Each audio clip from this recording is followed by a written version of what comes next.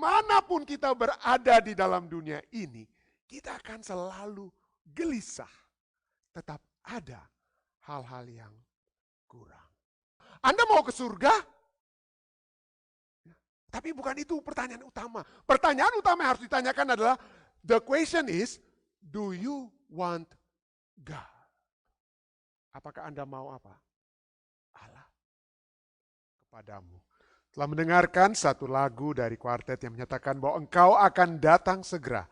Ya, engkau akan datang segera. Pada saat ini Tuhan, dalam perbaktian ini, kami ingin memohon kiranya Roh Kudus-Mu memberikan terang kepada kami semua, kekuatan kepada hamba, sehingga pembahasan firman Tuhan ini dapat menjadi satu kekuatan yang menguatkan iman kami semua, memiliki satu pengharapan yang pasti dan sejati untuk masuk ke dalam kerajaan-Mu. Inilah doa dan pengharapan Tuhan yang hamba bawa di dalam nama Yesus Kristus yang adalah Tuhan dan Juru Selamat penebus kami. Amin. Selamat sahabat, saudara-saudari sekalian yang sudah hadir di gereja, tim online dan juga saudari lainnya yang sudah datang berbakti. Kita bersyukur karena sahabat ini kita dapat kembali memperoleh kekuatan dari firman Tuhan. Kita tiba kepada pembahasan yang terakhir ya, dari seri nubuatan akhir zaman, dan pada saat ini kita akan pembahasan yang terakhir, pembahasan yang ke-10. Kita sudah melihat bagaimana Tuhan tidak membiarkan kita hidup dalam ketidakpastian.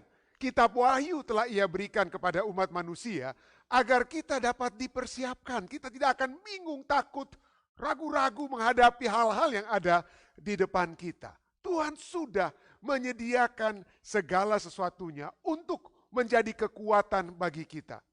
Firman Tuhan ini telah diberikan kepada Rasul Yohanes, kekasih di Pulau Patmos, untuk memberikan kekuatan kepada dia pada saat dia berada dalam pembuangan, dalam penawanan atau penjara di pulau tersebut, ya, terpisah dari orang-orang Kristen lainnya di Pulau Patmos, dikelilingi oleh air laut yang menghalangi dia untuk bersama-sama dengan orang lain. Tetapi Tuhan memberikan terangnya. Tuhan menemui beliau, menemui Yohanes dan memberikan kekuatan kepadanya. Dan ini adalah kasih yang nyata yang Tuhan Allah kita telah berikan kepada kita. Di dalam diri kita masing-masing telah diberikan satu tempat di dalam hati kita, satu ide, satu pengharapan, satu keyakinan akan kekekalan. Jadi pada sahabat ini kita akan membahas tentang kekekalan dalam hati. Kata ini tentunya berasal dari, kalau kita bisa baca, berasal dari Pengkhotbah 3 ayat 11. Di sana dikatakan, Ia membuat segala sesuatu indah pada waktunya, bahkan Ia memberikan kekekalan dalam hati mereka. Ya, dalam bahasa aslinya itu menunjukkan kepada the future, the present as well as the future. Apa yang akan terjadi? Masa kekekalan itu bisa menunjuk kepada surga atau peristiwa-peristiwa menjelang kedatangan Yesus yang kedua kali.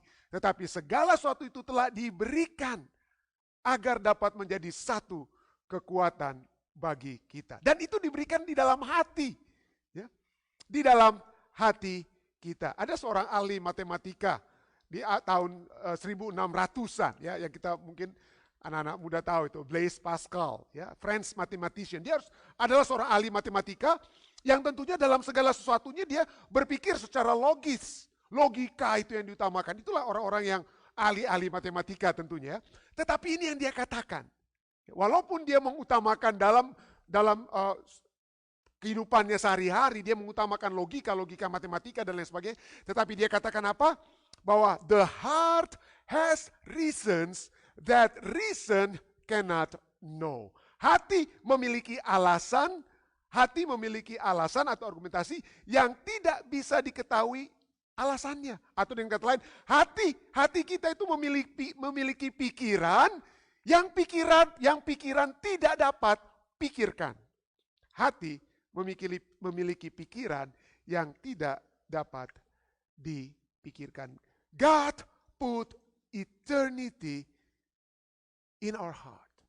Ada hal-hal yang secara logika kita tidak dapat mengerti.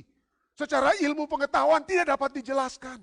Tetapi Allah dapat berbisik kepada kita. Misalnya tentang hal-hal yang indah, tentang kebaikan, tentang kerinduan kita akan satu tempat yang lebih baik dari keadaan kita sekarang saat ini yang belum kita alami saat ini. Ada satu buku yang menarik sekali yang ditulis oleh John Eldredge.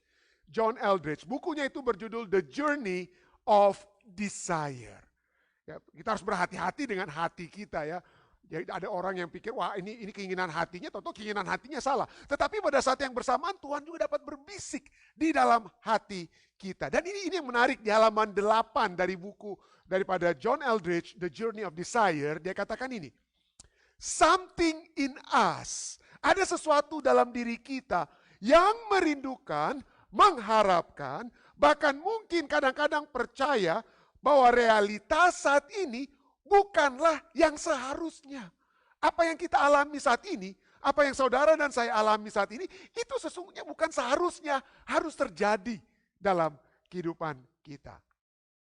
Kerinduan dikatakan, kerinduan yang kita miliki melawan serangan maut terhadap kehidupan. Jadi ada hal-hal yang kita rindukan itu yang berbeda dengan masalah kehidupan yang saat ini sedang kita alami. Jadi ada kerinduan-kerinduan kita. Lalu dikatakan kemudian, itulah sebabnya, contoh-contohnya ya, itulah sebabnya ada orang yang memiliki penyakit mematikan, dia sudah terminally ill. Ada orang-orang kita sering lihat di YouTube yang sudah mau mati karena kanker dan lain sebagainya, tetapi masih apa?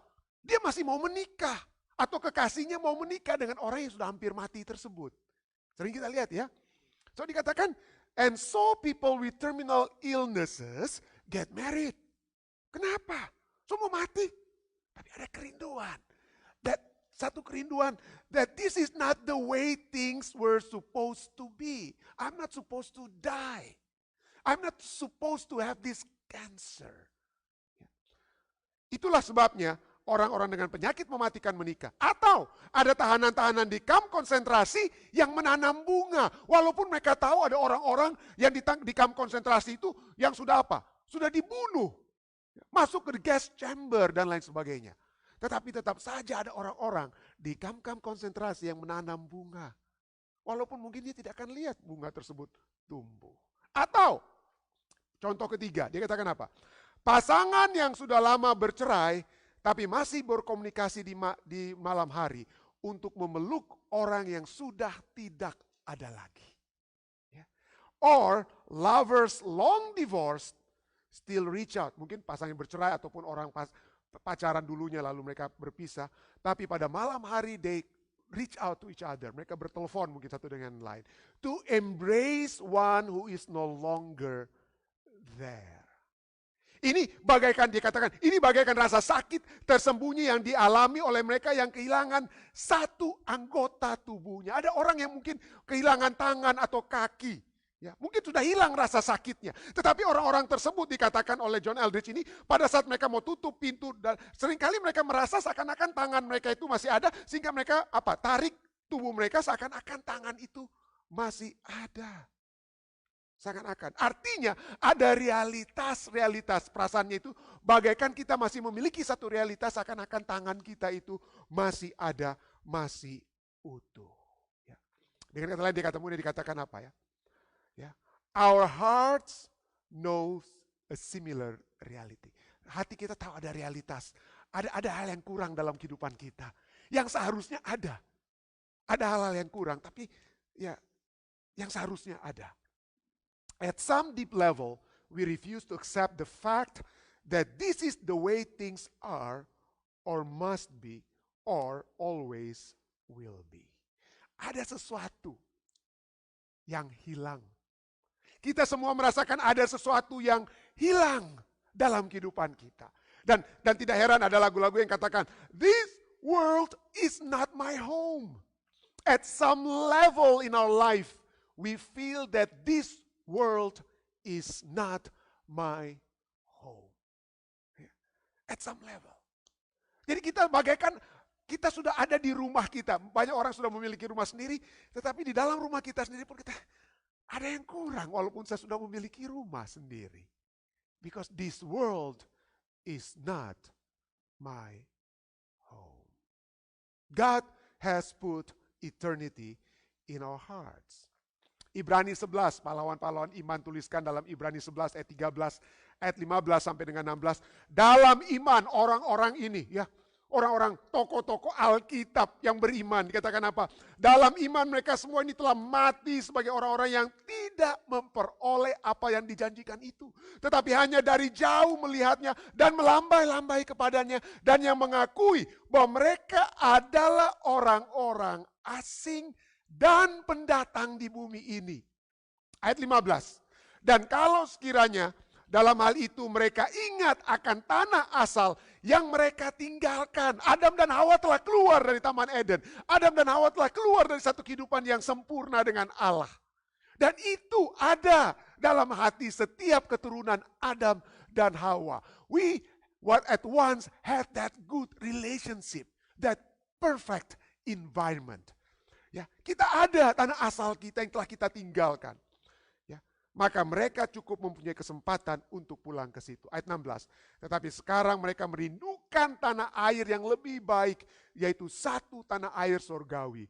Sebab itu Allah tidak malu disebut Allah mereka, karena Ia telah mempersiapkan sebuah kota bagi mereka. This world is not my home. Dan Alkitab cukup jelas saudara ya.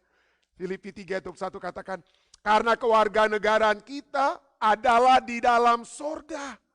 Dan dari situ juga kita menantikan Tuhan Yesus Kristus sebagai juru selamat.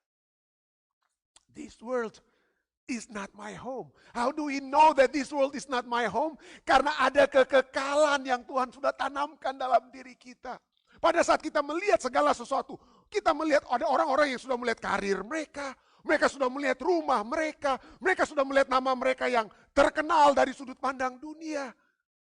Tapi kenapa mereka bunuh diri ya? Kenapa mereka kosong? Michael Jackson, Anthony Bourdain, saya bisa terus sebutkan satu nama dengan lain yang tidak ada masalah keuangan, tidak ada masalah ketenaran, tidak ada masalah rumah ini dan segala sebagainya. Tidak bisa tidur. Tidak bisa tidur mereka. Minum obat tidur sampai mereka mati.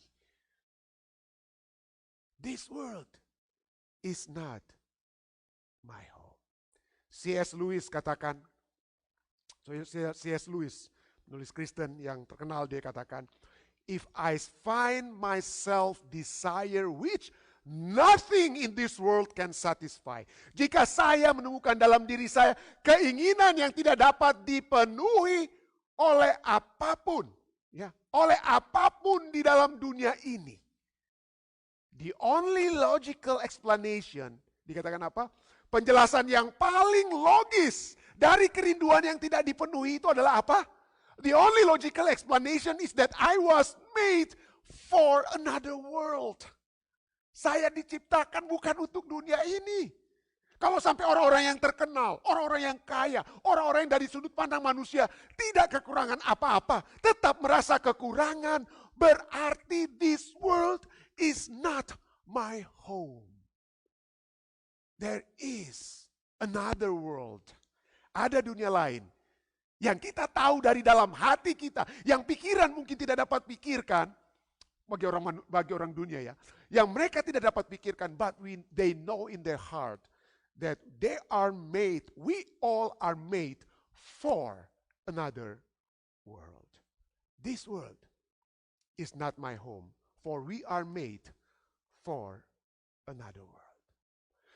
Dan bisikan dari dalam hati ini kita sudah selalu lihat dari perjalanan kehidupan umat-umat Tuhan ya. Di mana saja mereka pergi. Abraham keluar dari Ur dan Kasdim, dibawa ke tanah Kanaan, tanah perjanjian, tapi kemudian dia ke Mesir. Dia pergi terus ke kiri dan ke kanan. Dia pergi terus ke kiri dan ke kanan. Orang-orang Israel di Mesir, apa yang Tuhan katakan kepada mereka? Dalam Keluaran 3 ayat 17, aku akan menuntun kamu keluar dari kesengsaraan di Mesir, menuju ke negeri orang Kanaan, orang Het, orang Amori, orang Faris, orang Hewi, dan orang-orang Yebus, ke suatu tempat yang berlimpah susu dan madunya. Tanah Kanaan itu penuh dengan susu dan madu, dengan kata lain, penuh dengan hal-hal yang dibutuhkan oleh mereka. Yang dari sudut pandang manusia boleh dikatakan sudah cukup, sudah lengkap. Tetapi 1000 tahun kemudian, 1000 tahun kemudian hal yang sama masih diucapkan kepada mereka. Dalam Yeskiel 26 ayat 6, Yeskiel 20, Yeskiel 20 ayat 6 Tuhan katakan apa? Pada hari itu aku bersumpah kepada mereka untuk membawa mereka dari tanah Mesir ke tanah yang kupilih baginya, negeri yang berlimpah-limpah susu dan madunya.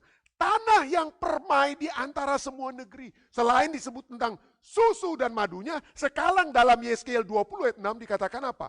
Wow, lebih apa ya? God will bring in a land of the lands, the most beautiful of all lands. Alkitab bahasa Inggris katakan the most beautiful of all lands. Loh, mereka sudah di situ. Kalau demikian, ini yang land yang mana ini? Yang lebih lengkap lagi. Ya, land yang lebih mana lagi yang lebih lengkap? Karena bangsa Israel, walaupun mereka sudah berada di tanah perjanjian, tetap gelisah. Ada yang tetap kurang. Kenapa? Karena dimanapun kita berada di dalam dunia ini, kita akan selalu gelisah. Tetap ada hal-hal yang kurang. Kita tahu, itulah sebabnya Yesus katakan apa? Yesus menggunakan kata gelisah tersebut. Pada saat Yesus berkata dalam Yohanes 14 ayat 1 sampai 3, janganlah gelisah apa? Hatimu. Janganlah gelisah hatimu. Percayalah kepada Allah, percayalah juga kepadaku. Di rumah Bapakku banyak tempat tinggal. Jika tidak demikian, tentu aku mengatakannya kepadamu. Sebab aku pergi ke rumah Bapakku itu. Sebab aku pergi ke situ untuk menyediakan tempat bagimu. Aku akan datang kembali dan membawa kamu ke tempatku. Kenapa? Karena di tempat kita saat ini kita masih akan terus gelisah. Saudara, kita masih akan terus gelisah. Ya. Tapi Tuhan akan datang kembali membawa kita ke tempatnya. Ya. Supaya di mana, Yesus katakan, supaya di tempat di mana aku berada, kamu pun akan berada. Ya. Siapa yang tidak pernah gelisah di dunia ini? Ada yang katakan, wah puji Tuhan ya, Pendeta Rantung ini diberkati. Nah, seperti pelajaran sahabat kita. Pendeta Rantung ini sudah di Amerika. Ya sudah enak, sotabae di Amerika. Sering kita dengar orang bilang seperti itu ya. Wah, di Amerika pun ada tingkatannya. Oh, dia sotabae. Oh, kenapa di Amerika sotabae? Oh, so ada status. Wah, so lebih lagi. Lebih tabae. Apalagi, oh, sudah ada American Dream. Ada American Dream. Wah, dia lebih apa? Ada American Dream, sudah punya rumah. Nah, saya tidak sedang menyinggung orang yang punya rumah, tidak. Saudara, please jangan Anda pikir saya anti orang yang punya rumah karena saya masih di apartemen, tidak ya. Ya. Tidak, tapi poinnya adalah itu yang sering kali apa ya, orang-orang pikir dalam sudut pandang dunia kita diberkati pada saat kita punya ini dan itu. Tetapi biarpun kita sudah punya semua yang saya sebutkan tadi, seringkali atau kadangkala kita masih tetap dapat gelisah. Kenapa? Karena kita masih berada dalam rumah di dunia ini. Ya. God has prepared a better place. Dan dari kita lihat Tuhan selalu rindu membawa saudara dan saya itu apa? Ke tempat yang lebih baik. Ke tempat yang lebih baik. Kita sudah lihat sini, kita sedang akan berbicara tentang apa ya? Kita akan berbicara tentang surga. Dan pada saat saya ingin bertanya kepada Anda kira-kira, kenapa surga itu lebih baik? Kalau Tuhan rindu untuk membawa kita ke tempat yang lebih baik, saya ingin bertanya, kenapa surga itu lebih baik? Ada kira-kira yang di gereja yang boleh kasih tambahan? Pendeta Muda Tulus, kenapa surga itu lebih baik? Kata saudara-saudari lainnya. Oke, puji Tuhan, ini kita ada teolog di antara kita yang langsung menjawab, nggak ada lagi jawaban yang lebih baik selain itu ya.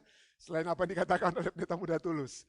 Tapi seringkali orang pada saat mereka ditanya tentang surga, wah mereka langsung ingat lagu I've got a mansion just over the hill. Jadi seakan-akan surga itu karena kita akan bersuka cita karena kita ada apa? Mansion. Kita ada apa dikatakan?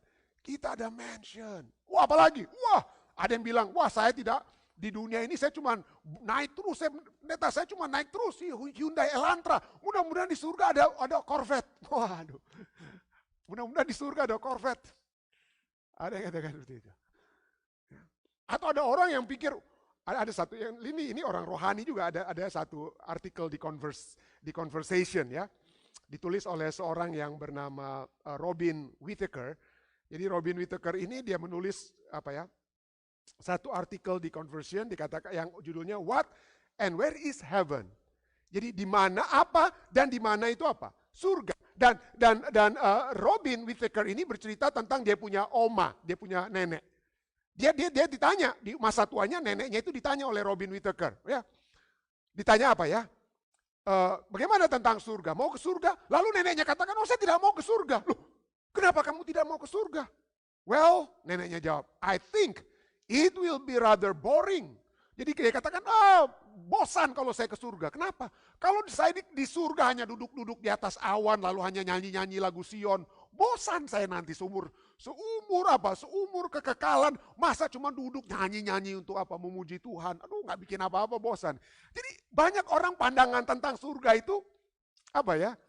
Kita lihat membosankan katanya. Kalau cuma masuk gereja, sedangkan masih muda aja nih oma, setengah mati mau dengar khotbah. Apalagi kalau sepanjang kekekalan. Ini cuma sekali seminggu, 1 jam lagi khotbahnya. Kalau kepanjangan pendeta Rantu ngomong. Bosan. Apalagi kalau sepanjang kekekalan dengar khotbahnya Yesus terus sambil nyanyi lagu Sion, bosan.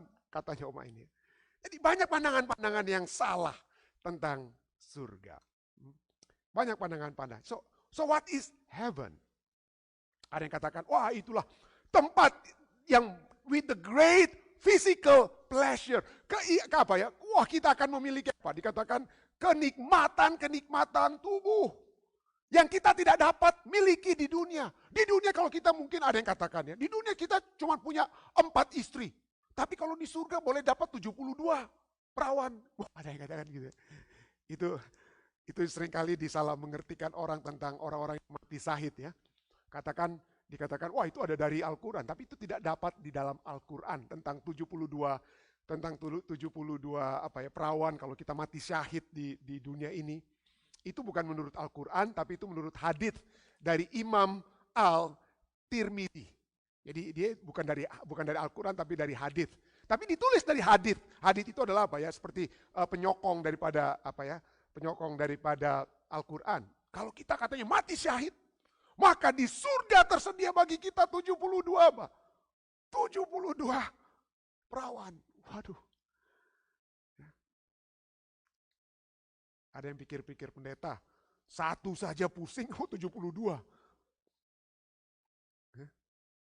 But the question is, if heaven is a place full of everything that we want, kalau surga itu adalah penuh dengan hal-hal yang kita inginkan, yang lebih daripada yang kita inginkan di dunia ini, kita lipat gandakan, maka yang kita lipat gandakan di dunia ini seringkali ujung-ujungnya itu bukan membawa kita ke surga, ke neraka saudara-saudara. Ya. Yang kita inginkan di dalam dunia ini, ujung-ujungnya seringkali yang kita pikir kenikmatan dunia, itu bukan membawa kita ke surga. Makanya ada yang katakan definisi daripada heaven itu adalah a place full of everything you get sent to hell for. Jadi heaven atau surga adalah tempat yang penuh dengan segala sesuatu yang sesungguhnya menyebabkan kita sesungguhnya dikirim kemana ya? Ke neraka, bukannya ke surga. Jadi the truth, sesungguhnya heaven is not a place where worldly condition are amplified. Jadi heaven, surga itu bukanlah satu tempat di mana kondisi-kondisi dunia ini dilipat gandakan dari 4 istri jadi 72 virgin. Bukan begitu. Dan kalau itu bukan begitu, ya apa dan? Tapi betul saudara ya. Coba Anda lihat, Anda pikir kalau di dunia ya saya cuma punya saya cuma punya ini, punya itu. Tapi coba kita lihat, apa yang Anda inginkan di dalam dunia ini yang dapat bertahan lama? Mobil, tas, sepatu, rumah. Coba Anda pikirkan. Hal-hal yang Anda pikir kalau Anda dapat peroleh, maka Anda akan apa? Puas. Kenapa? Dunia sudah diciptakan agar apa yang Anda miliki itu tidak akan pernah puas. Anda tahu, waktu saya masih di Unclub, saya belum punya laptop, saya tidak punya bahkan apa, saya tidak punya LCD projector. Ya. Hanya ada satu dimiliki oleh Universitas Kelabat, ada saat itu LCD projector, dan wah kadang-kadang waktu itu rebutan dosen-dosen untuk mau pinjam ini LCD projector. Ada peraturan khusus untuk LCD projector tersebut. Satu waktu ada satu peraturan yang saya langgar, terus terang saya mohon maaf kepada rektor, saya sudah minta maaf sih. Saya bawa LCD projector itu ke jemaat untuk apa? Untuk saya bikin seminar. Tapi ada dosen lainnya yang, wah ini Pendeta Rantung ini melanggar peraturan ini. Sampai begitu saudara-saudara. Dan Anda tahu apa yang ada dalam benak saya waktu itu? Saya katakan, Tuhan, kalau saya pensiun, saya cuma minta dua hal Tuhan. Dua hal. Komputer dan LCD projector. Supaya saya bisa bikin seminar di gereja-gereja. Itu saja saya mohon Tuhan. Ya. Itu saja saya mohon. Tapi saya pikir kalau Tuhan waktu itu memberikan apa yang saya inginkan saat itu, maka LCD projector dan laptop yang kalau Tuhan berikan kepada saya itu di tahun 1999 itu sudah obsolete saat ini. Laptopnya sudah tua, proyektornya itu biar tengah malam gelap semua. Nggak ada lagi apa? Kekuatannya, dengan kata lain. Kenapa? Karena dunia sudah diciptakan, apa yang kita inginkan itu selalu apa? Berubah setiap hari, setiap bulan, setiap tahun. Berubah. More and more and more and more. So, what is heaven is? Apa kalau demikian? Surga itu. Ada seorang penulis, ya, penulis Harry Blamer di Christianity Today, ya. Dia menulis satu artikel, judul daripada artikel itu adalah The Eternal Weight of Glory. The Eternal Weight of Glory. Ya. Dikatakan apa? Seandainya saja kita bisa mendapatkan hal-hal positif dari kehidupan duniawi tanpa hal-hal negatif. Surga dikatakan ya. Itu ada apabila kita dapat berada di satu situasi, satu tempat di mana tidak ada hal-hal negatif. Ya. Kalau saja kita bisa mendapatkan hal-hal positif dari kehidupan duniawi tanpa hal-hal negatif. Apa itu hal-hal negatif duniawi? Nanti kita akan lihat ya. Tetapi justru itulah yang ditawarkan surga. Yang ditawarkan surga bukan mobil, bukan laptop, bukan proyektor, bukan rumah atau lain sebagainya yang utama. Tapi yang ditawarkan oleh surga adalah ketiadaan hal-hal yang negatif. Apa contohnya? In heaven dia katakan. Di surga, baik dosa manusia dan dominasi waktu akan tersapu, akan hilang. Itu hal-hal negatif. Kita dibatasi kehidupan kita dalam dunia saat ini oleh dosa dan waktu. Ya, waktu, dosa dan waktu. Dosa dan waktu itu ya, dengan kata lain yang menyebabkan banyak hal-hal yang negatif. Contohnya apa? Di sini, di dunia ini ya, dosa dan waktu membuat bunga dan kecantikan manusia itu layu. Dosa dan waktu mendorong niat yang mulanya baik, kemudian menguap. Makanya ada presiden yang mula-mula bagus, lama-lama setelah jadi diktator, menguap niat-niat baiknya. Dosa dan waktu memisahkan kita dari orang-orang yang kita cintai. Dosa dan waktu. Di alam semesta, kemudian dikatakan apa? Di alam semesta yang diatur oleh waktu, pernikahan yang paling bahagia itu dapat berakhir dengan kematian. Wanita terindah, wanita tercantik menjadi kerangka. Atau mungkin suami yang ganteng oleh sebab dosa dan waktu akan menjadi tengkorak. Itulah hal-hal negatif ya. Itulah hal-hal negatif yang ada di dunia ini. Surga akan menghilangkan hal-hal negatif tersebut. Ya. Wahyu 21 ayat 4 katakan, dan ia akan menghapus segala air mata dari mata mereka, dan maut tidak akan ada lagi. Tidak akan ada lagi perkabungan atau ratap tangis atau duka cita, sebab segala sesuatu yang lama itu telah berlalu. Ini menjadi satu kekuatan buat Yohanes di Pulau Patmos, sudah menjadi kekuatan bagi umat-umat Tuhan di zaman Yohanes yang dikirim surat dari Pulau Patmos, dan dapat menjadi kekuatan bagi saudara dan saya, bahwa Allah akan menghapus segala air mata dari mata mereka. Apa masalahnya dengan air mata ya? Dosa kalau kita menangis? Tidak ya. Yesus saja menangis kan. Allah saja katakan kalau kita berduka, kalau kita menangis, maka air mata kita, setiap tetesan air mata kita itu disimpan dalam kirbat Allah. Kita sudah pernah bahas hal tersebut, ayat tersebut. Jadi apa artinya? Segala air mata itu tidak akan ada lagi. Bukan air matanya yang menjadi masalah. Tetapi segala sesuatu yang menyebabkan saudara dan saya menangis. Kita menangisi orang-orang yang telah beristirahat. Ya.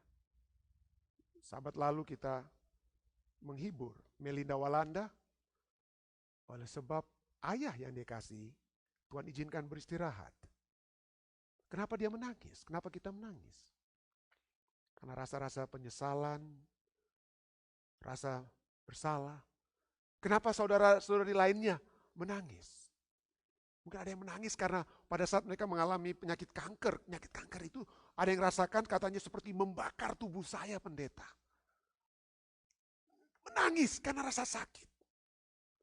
Secara fisik. Secara fisik. Begitu banyak tangisan yang dikeluarkan.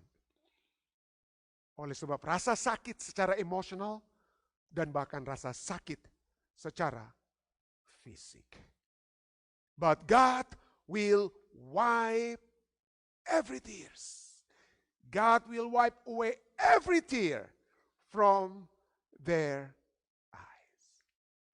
Tapi ini ada beberapa negatif yang dikurangi ya. Air mata, perkabungan tidak ada lagi, duka cita tidak ada lagi, tidak ada lagi yang mati, tidak ada lagi yang menangisi kematian, tidak ada lagi yang menangisi ini dan itu. Tidak ada. Removal of the negative. Tapi ada satu negatif yang paling besar. Yang paling besar yang akan apa? Yang akan dihilangkan di dalam kerajaan surga. Apa itu? Satu negatif yang paling besar. Nah, saya sudah baca ini Wahyu 21 ayat 4. Fokus kita tentunya di akhir pembahasan kita tetap dari kitab Wahyu. Kita dalam seri-seri akhir zaman ini kita membahas umumnya dari kitab Wahyu. Dan ini yang terakhir. Kitab Wahyu berbicara tentang hal-hal mengerikan yang akan terjadi. Kitab Wahyu berbicara tentang kita tidak sempat lagi kutuk-kutuk yang akan jatuh ke bumi.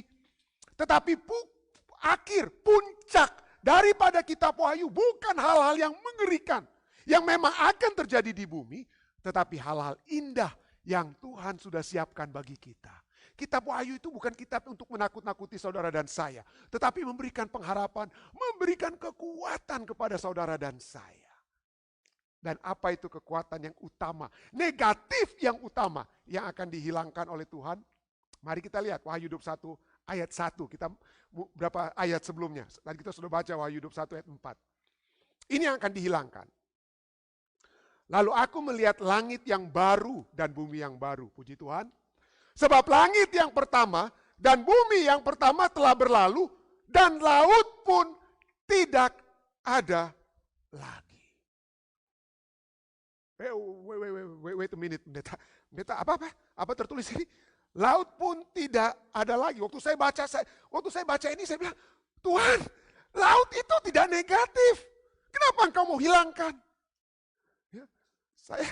Saya suka sekali menonton dokumentari ya, tentang planet Earth. Ya. Dan baru-baru ini saya nonton juga dokumentari ya. Judul film yang saya nonton dengan istri saya adalah The Octopus Teacher. Ada yang pernah lihat itu? Kalau ada punya Netflix, dia menang Oscar untuk dokumentari tahun 2020 ya. Saya undang Anda nonton. The Octopus Teacher. Ada seorang di South Africa yang bersahabat dengan apa? Octopus. Apa ini octopus bahasa ini?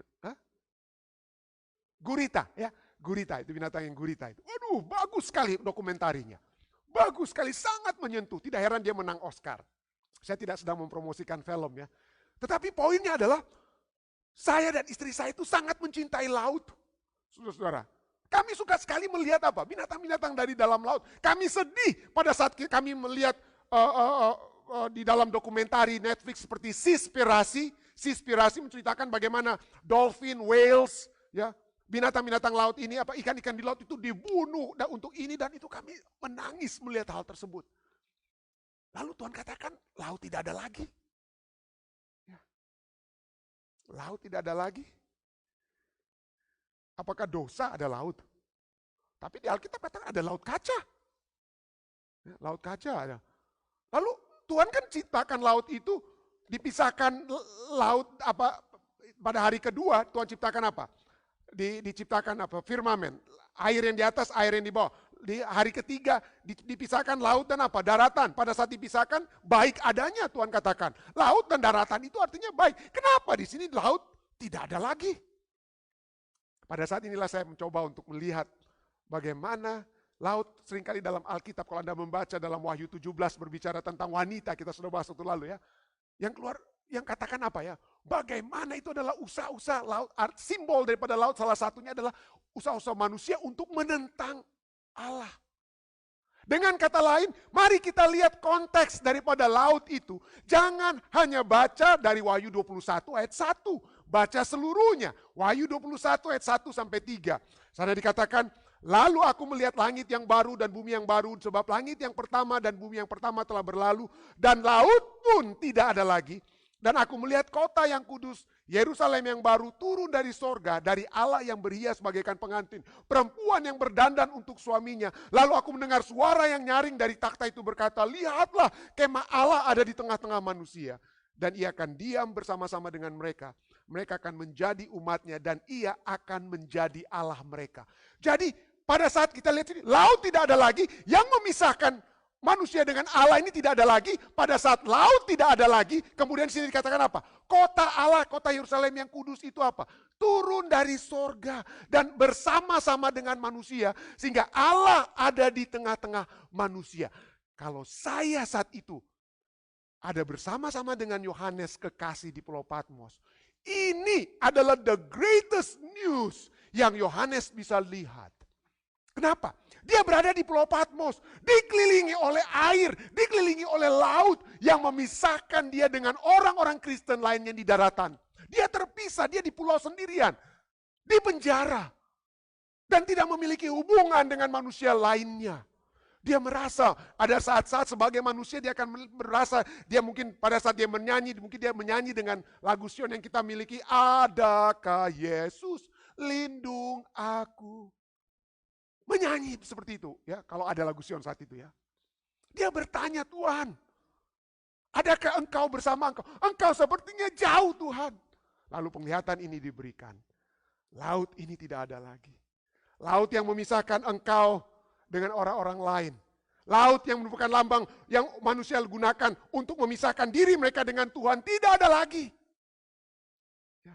Laut tidak ada lagi. Karena pada saat itu tidak ada lagi yang akan menghalangi kita dengan Allah kita. Allah yang akan ada di tengah-tengah manusia. Kalau saya adalah Yohanes Pembaptis, ini adalah ayat emas dari kitab Wahyu, saudara. Ya, bukan berarti laut secara literal tidak ada lagi, tetapi hal-hal yang memisahkan Yohanes dengan Allahnya tidak ada lagi. Tapi Yohanes di sini dia melihat, dikatakan apa? Kota yang kudus Yerusalem turun dari sorga. Allah ada di tengah-tengah manusia. Dan diam bersama-sama dengan mereka. Mereka akan menjadi umatnya. dan ia akan menjadi Allah mereka. Fokus, kita lihat tentang Yerusalem yang baru ini. Tentunya kita bisa lihat dari ayat-ayat sebelumnya. Oh, jalannya dari emas, permata ini, permata itu. Wah, seringkali itu menjadi fokus kita.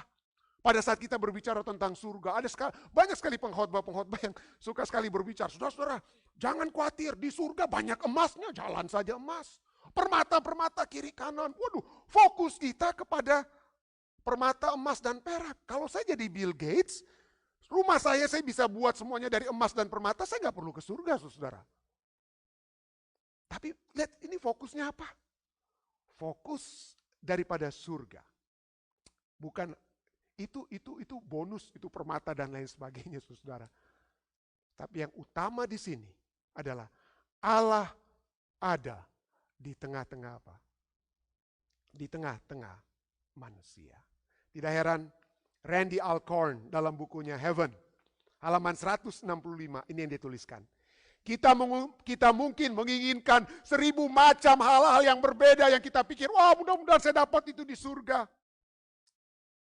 Tetapi, Randy Alcorn katakan apa? Tetapi Tuhanlah yang sesungguhnya sangat kita rindukan.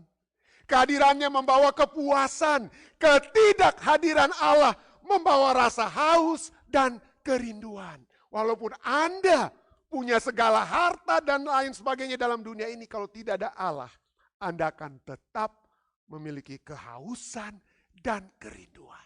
Kenapa? Karena in our heart, God has put eternity. Kekekalan itu sudah ada dalam hati kita. Kehadiran Allah membawa kepuasan. Ketidakhadirannya membawa rasa haus dan kerinduan. Kerinduan kita akan surga adalah kerinduan akan Tuhan. Bukan atas emas, perak, dan permata. Kerinduan kita akan surga adalah kerinduan akan Tuhan. Tidak heran, Paul Washer katakan apa? The question is not, pertanyaannya bukan ini. Do you want to go to heaven? Seringkali itu ditanyakan pada anak-anak, pada kita semua. Anda mau ke surga? Tapi bukan itu pertanyaan utama. Pertanyaan utama yang harus ditanyakan adalah, the question is, do you want God? Apakah Anda mau apa? Allah. Di sini kita seringkali harus menyanyi, adakah Allah lindung aku? Atau seperti Bimbo kita menyanyi, aku jauh, engkau jauh, aku dekat, engkau dekat. Seakan-akan Allah kehadirannya itu apa? Jauh pada saat kita menderita, Tuhan mana Tuhan? Mana Tuhan itu? Tapi pada saat itu, kita akan hidup bersama-sama dengan Dia. Kita tidak perlu lagi apa? Menyanyi, menangis untuk mendapatkan kehadiran Tuhan. Mazmur 73 25-26 katakan, siapa gerangan yang ada padaku di sorga selain engkau? Selain engkau tidak ada yang kuingini di bumi. Sekalipun dagingku dan hatiku habis lenyap, gunung batuku dan bagianku tetaplah Allah selama-lamanya. Itulah yang diingini oleh pemazmur dalam Mazmur 73. Yang dia ingini bukan ini, bukan itu, bukan titel ini, sudah jadi doktor, sudah jadi ketua uni, sudah jadi pendeta di Fisdak, sudah jadi ini dan itu. Tidak. Keinginan dia, pemazmur, adalah Allah. Ya, adalah Allah. Elizabeth Elliot, lahir 1926, mati baru 6 tahun yang lalu, 2015. Mati dalam usia 89 tahun. Dia seorang penulis Kristen, pembicara, dan saya sering pernah membahas tentang, membuat ilustrasi tentang suaminya yang bernama Jim Elliot. Jim Elliot mati di tahun 1956. Ya, waktu itu Elizabeth Elliot masih berusia 27 tahun. Jim Elliot mati kenapa? Dibunuh pada saat 1956 itu, dibunuh pada saat mereka menginjili suku Auka yang saat ini dikenal dengan Huaroni atau Waoroni atau Waodani di sebelah timur daripada Ekuador di Amerika Selatan. Ekuador. Setelah suaminya mati di tempat tersebut, dibunuh oleh orang suku tersebut, Elizabeth Taylor gantinya dia membenci orang di situ. Dia pergi ke tempat di mana suaminya mati dan menjadi misionaris di tempat tersebut selama 2 tahun. Dan dia tidak dibunuh ya. Dan dia berhasil menginjili orang-orang di tempat tersebut. Apa yang menjadi motivasi dia? Kok nekat dia pergi ke tempat itu? Suaminya sudah mati, kenapa dia nekat? Ya. Dan ini yang dikata, salah satu kutipan yang dia tulis ya tentang penderitaan dan lain sebagainya. Dia katakan bahwa surga itu tidak ada di sini. Mau aman di Amerika. Kalau mau aman, mau dapat surga di Amerika, jangan pergi ke Ekuador atau ke suku Auca ini. Tidak. Tapi dia katakan surga itu tidak ada di dunia, tidak ada di sini, itu di sana. Jika kita diberikan semua yang kita inginkan di sini, hati kita akan puas dengan dunia ini dan daripada dunia berikutnya. Kalau sampai kita pikir kita akan dapatkan kepuasan hanya di dunia ini, maka tidak ada yang mau ke surga dengan kata lain. Tetapi Tuhan selamanya memikat kita dan menjauh dari yang satu ini, dari dunia. Tuhan membujuk kita kepadanya dan kerajaannya yang masih tidak terlihat, di mana kita pasti akan menemukan apa yang sangat kita rindukan. Oke, kalau demikian pertanyaannya saudara, apa yang kita rindukan? Apa itu kekekalan dalam hati kita yang kita semua rindukan? Yang mana hanya akan dipenuhi nanti di dalam kerajaannya, walaupun saat ini ada istilah surga kecil di atas bumi, ataupun hal-hal yang indah yang Tuhan sudah dapat berikan kepada kita kecil-kecil. Tapi yang lebih sempurna dalam kerajaannya, apa itu? Apa itu dalam hati kita yang dapat kita miliki secara sempurna nantinya? Ada 4 hal saudara. Yang pertama, kehidupan yang baru. Berapa banyak di antara kita yang seringkali menyesal dengan apa yang kita telah lakukan di waktu yang lalu? Siapa yang tidak pernah berpikir, saya tidak tahu Anda, tapi saya akan angkat tangan. Kalau ada time machine saat ini, ada time machine, ada satu alat di mana saya masuk ke dalamnya, lalu saya tinggal pencet, oke, kembalikan saya di tahun 1970, maka saya akan yang pertama akan apa? Masuk ke dalam time machine tersebut. Kenapa? Karena begitu banyak penyesalan-penyesalan yang saya miliki saat ini. Yang hal-hal yang salah yang saya sudah buat di masa yang lalu, saudara. Ya. Tapi saya tidak bisa kembali, kenapa? Karena itulah akibat dari apa? Dosa. Akibat dari dosa saya telah membuat keputusan-keputusan yang salah di waktu-waktu yang lalu, yang saya sampai saat ini terus terang masih menyesal. Saya masih menyesal. Tapi kehidupan baru yang Tuhan berikan adalah kita menjadi ciptaan baru. Wahyu 21 ayat 1 katakan, lalu aku melihat langit yang baru, bumi yang baru, sebab langit yang pertama dan bumi yang pertama telah berlalu dan laut pun tidak ada lagi. Tidak ada lagi yang menghalangi kita berhubungan dengan Tuhan. Yang pertama itu telah berlalu. Nah, ada yang mau ingat-ingat lagi dalam kerajaan surga. Oh, pendeta Rantung, aduh, wow. Pendeta ingat tahun 1980-an, pendeta itu yang bikin ini dan itu kepada saya dan lain sebagainya. Gak ada lagi orang-orang yang akan bicara seperti itu. Kehidupan yang baru diberikan. Kesempatan yang baru diberikan kepada kita. Roma 8 ayat 21 katakan, makhluk itu sendiri juga akan dimerdekakan dari perbudakan kebinasaan dan masuk ke dalam kemerdekaan kemuliaan anak-anak Allah. Kenapa saya sering merasa dalam penjara?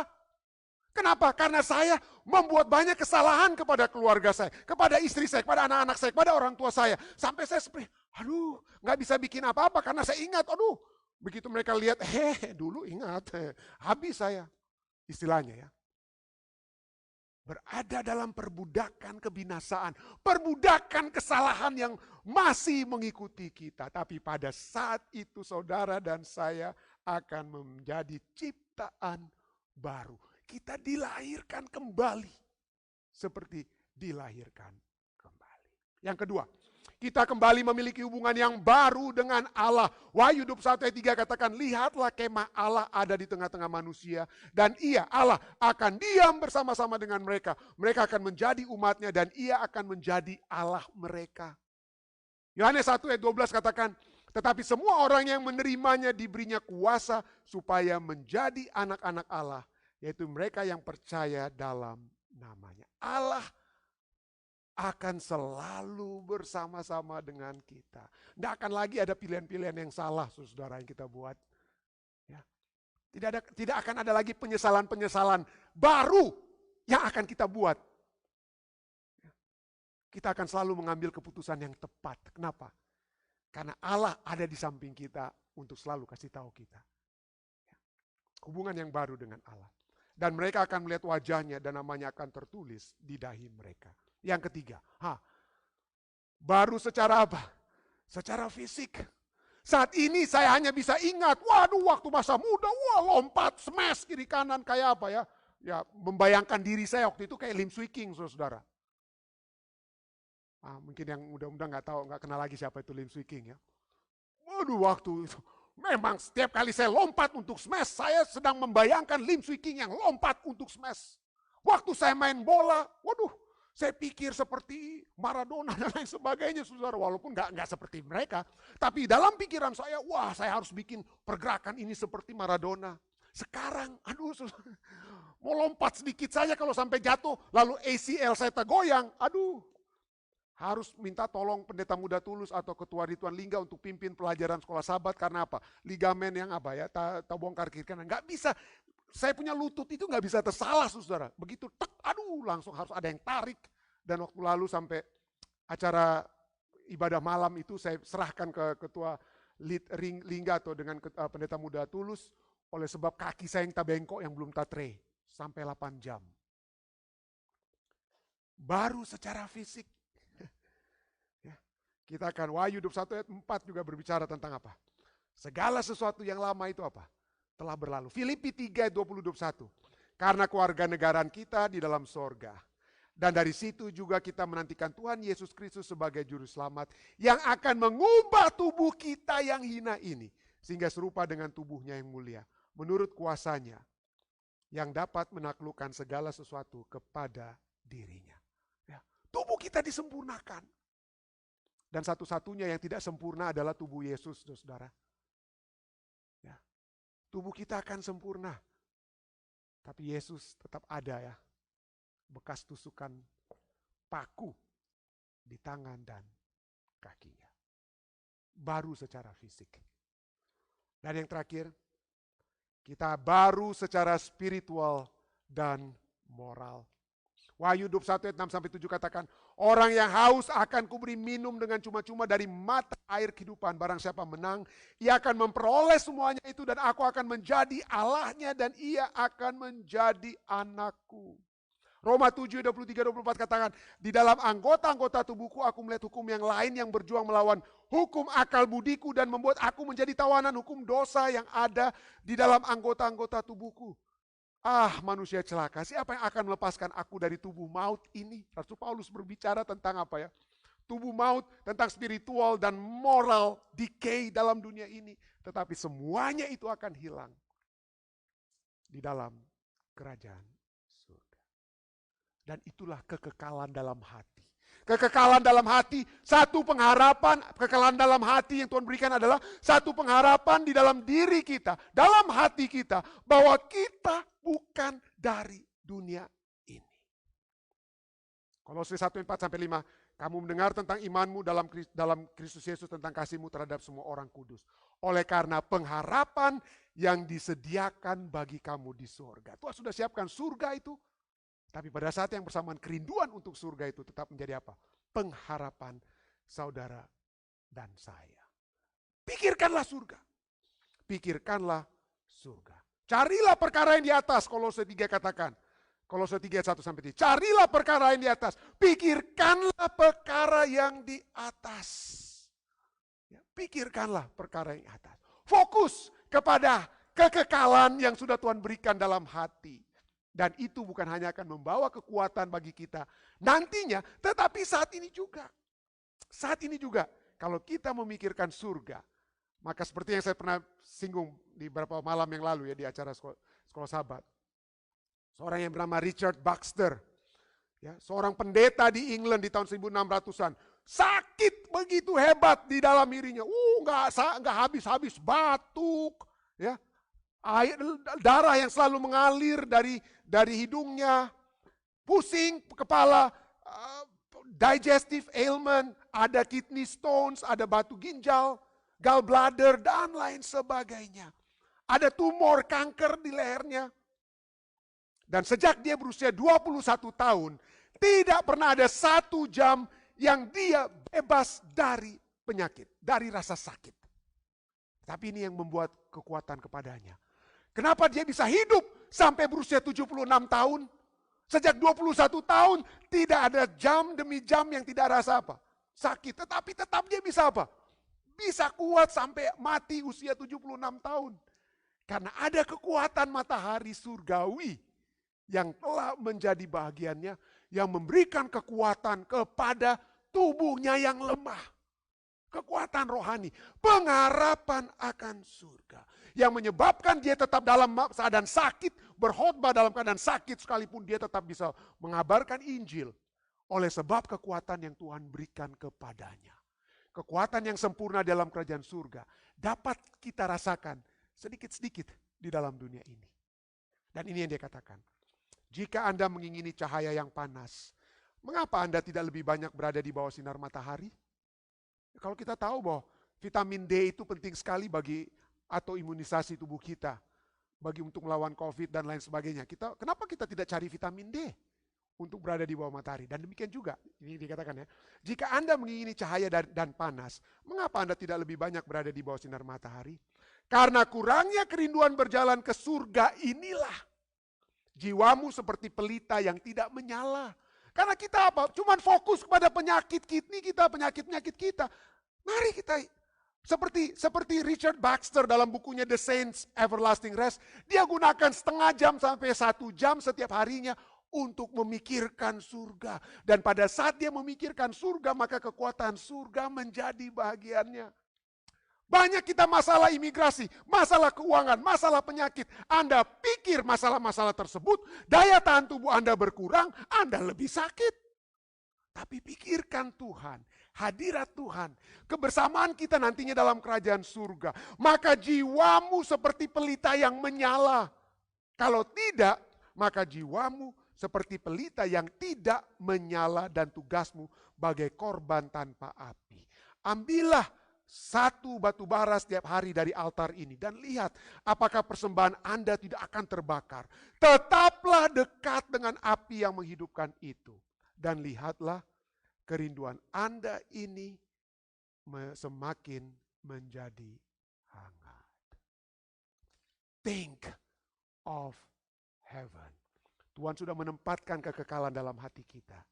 Panggilan kepada kita adalah think of heaven. Pikirkanlah surga. Pikirkanlah Allah yang ada di surga. Keberadaan kita nantinya bersama dengan Allah dalam kerajaan surga. Maka kita tidak perlu tahu pada saat handuk kecil ataupun masalah dunia, masalah apa yang akan terjadi menjelang kedatangan Yesus yang kedua kali. Semuanya itu akan terjadi, semuanya dapat mengerikan. But when we think of heaven, we shall not be afraid. Kiranya kekuatan ini dapat menjadi bagian kita semua. Saya bawa ini dalam nama Yesus. Amin. Terima kasih Anda telah menonton acara Fisdak. Jika Anda merasa diberkati, like, subscribe, dan follow YouTube dan Facebook kami. Terima kasih.